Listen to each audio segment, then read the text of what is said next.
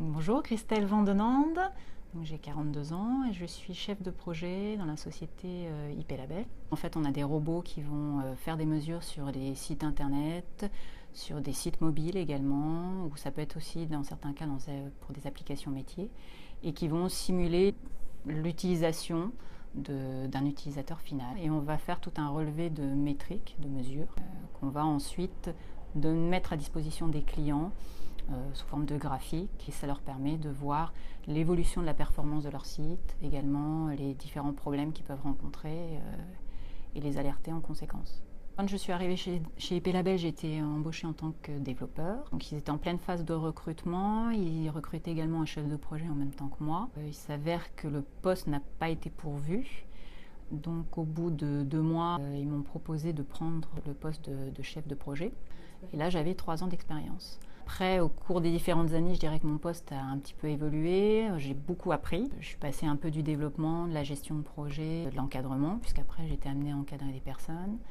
On est aussi dans un domaine d'activité qui évolue très régulièrement. Il faut quand même suivre un petit peu ce qui se fait. On fait évoluer nos connaissances, on a la possibilité de mettre en place des nouvelles technologies. Voilà, j'ai commencé moi en faisant du C++, après je suis passée à faire du PHP. Voilà, actuellement je fais de la BI, de nouvelles bases de données.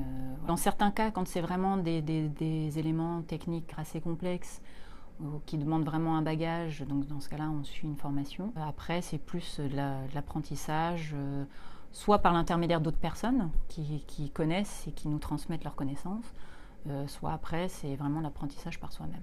On est aussi bien en relation avec ce qu'on appelle nous le marketing, qui va nous amener les demandes d'évolution des clients, les perspectives d'évolution des produits.